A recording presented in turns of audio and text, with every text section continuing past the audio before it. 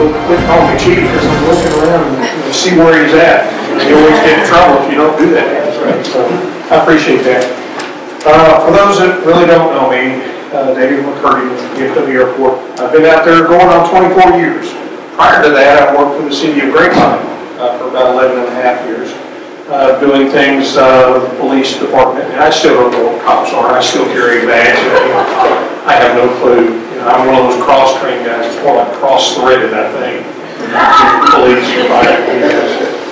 I don't know whether to shoot somebody or spray them with water or what. And that kind of brings the question.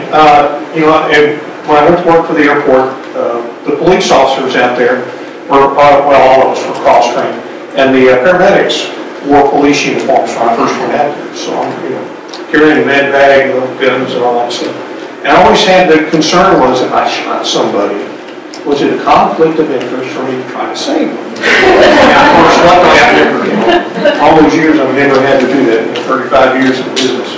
But anyway, before that, back in 1974, I was part of the Palo Pinto County Civil Defense, or if you lived out there, it was the Palo Pinto County Civil Defense. We did things like storm spotting, and we had the little civil defense stickers, and I had a helmet. I should have brought it with me. It's still pretty neat. And we did things like, we would be concerned that the godless commies came and bombed us. And so we were way back. It's kind of turned, come around quite a bit. So I've been doing this for a while.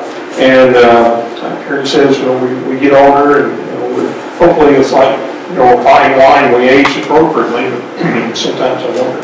So what I've got to talk about was what I've learned about emergency management I got from Noah's Ark.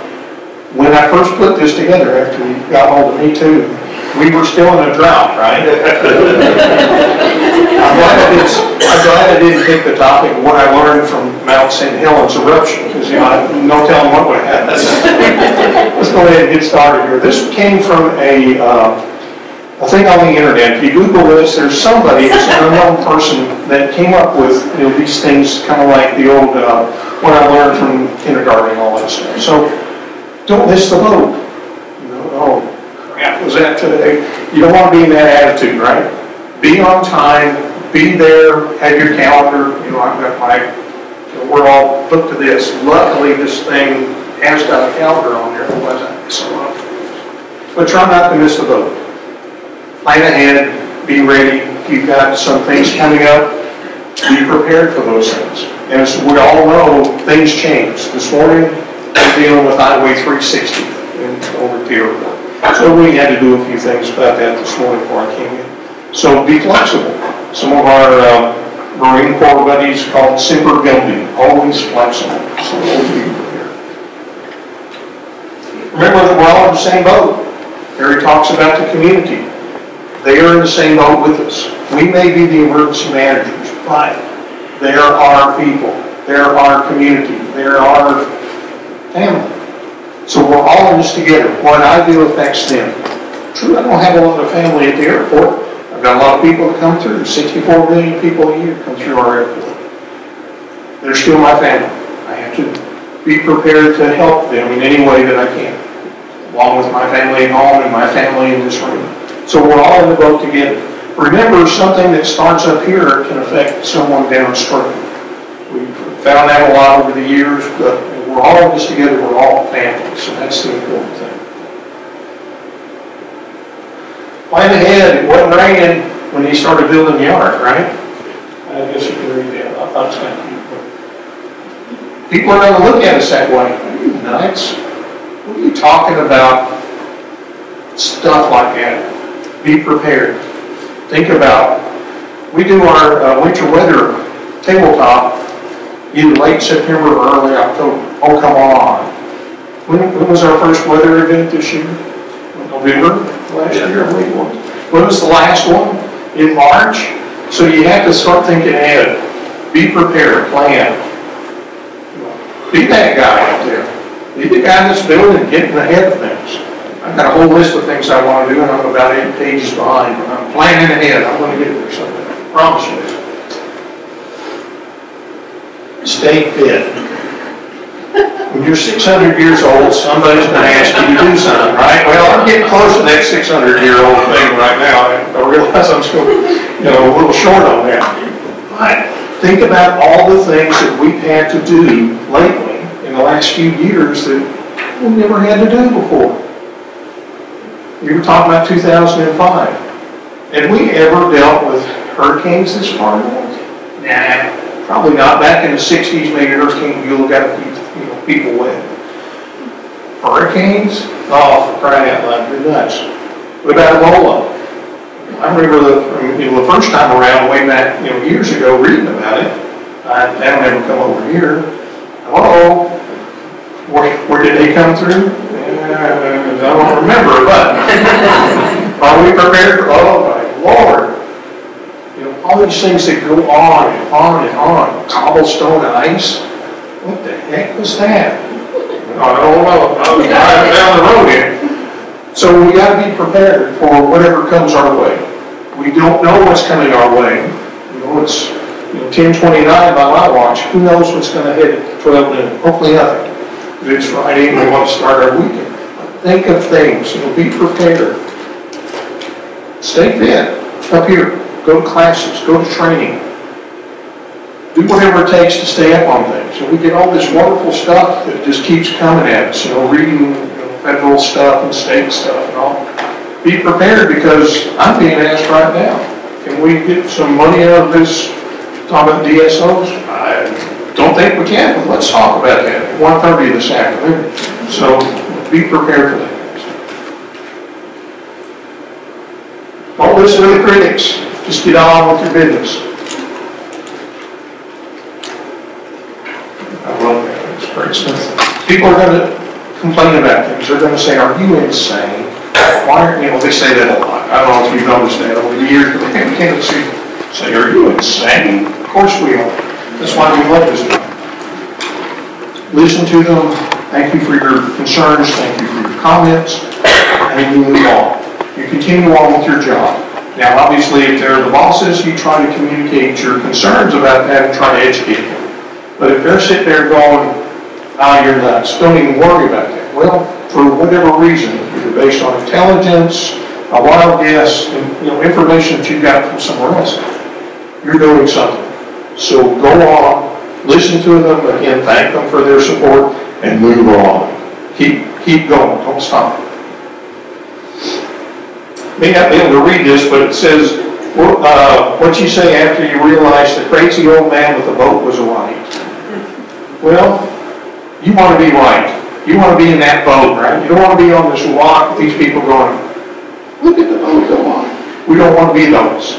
So we build our future on solid grounds, training, education, coming to meetings like this, talking to people, going to have lunch with Harry, popping in the hospital to see my son up in the ICU and running into JT and all this, things like that.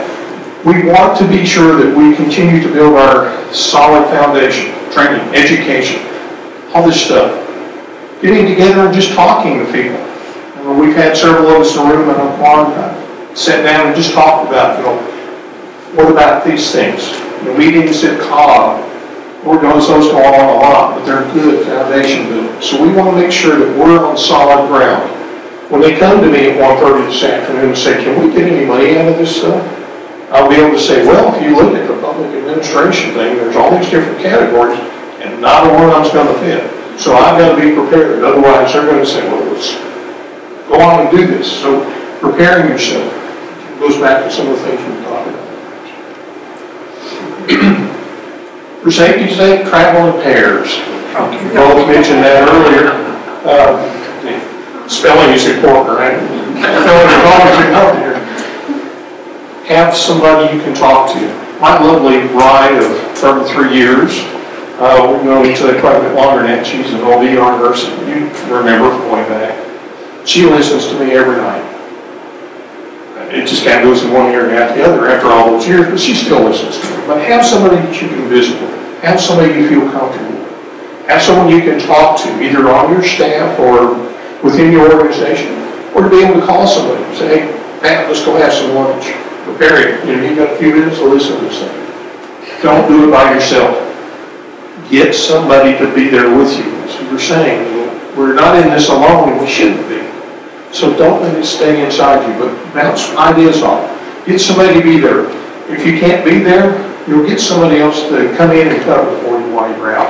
If you're a one-person shop, call me, I'll come over. I don't mind. I'll sit there. May not be able to do a real good job, but I'll do the best about keeping at least answering the phones and keep the coffee coming. So don't be in there by yourself.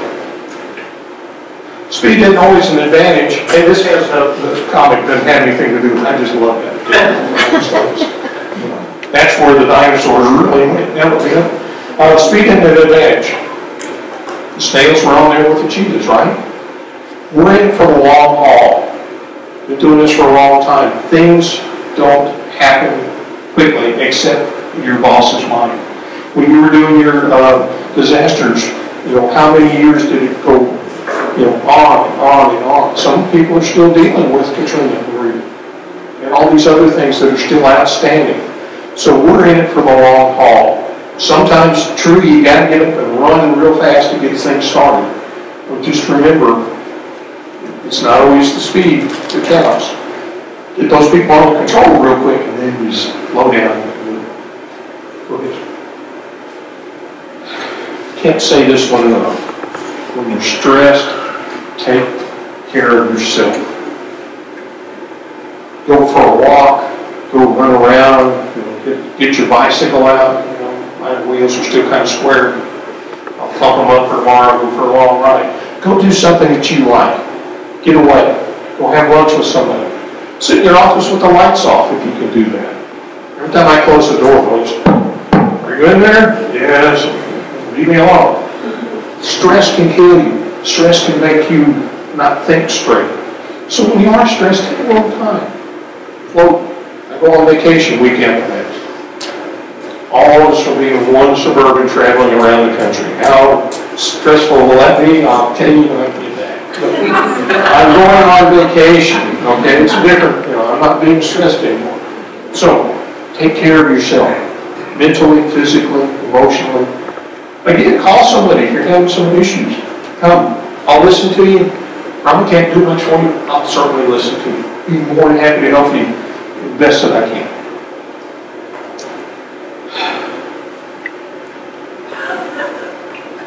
Remember, the ark was built by amateurs.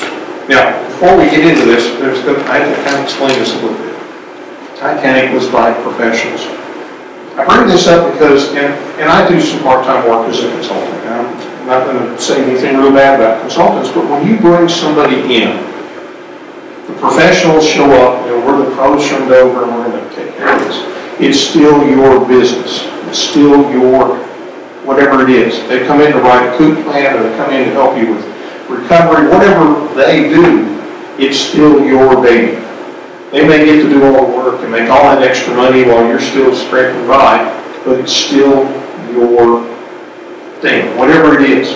So just because they're the pros, you are the local pro in my mind. You're the one that still has to walk out of there going, well, it's done or it's not done. So be careful that you don't let somebody push you out of the way. And again, I do this kind of stuff part-time, and I try not to be that person that walks in and I'm here to save you. Well, you work with them, you try to make it part of the team effort if you can. Just remember, it's your house. And then no matter what the storm, there's got to be a rainbow waiting for you somewhere. You can only go on for so long. After a while, it's over, let's move on to the next problem, whatever it is. But just remember, as within Noah's, that was God's promise that he would never do that again. Well, hopefully that's still the case. No matter what the storm is, if we survived up to this point, there's got to be something better down the road. So in your mind, think eventually this has got to go away. Otherwise, wind up in a little padded truck going down the street to the 8th floor or wherever the nut that is down there at your place. It used to be on the 8th floor. Back in the old days, and I apologize for that. I should have said that. But that's where we will all wind up in the loony bin if we don't do that. So, thank you so much. It's nice following behind my colleagues, and we're all in this thing together. So, I have room on the boat for you. So please don't go.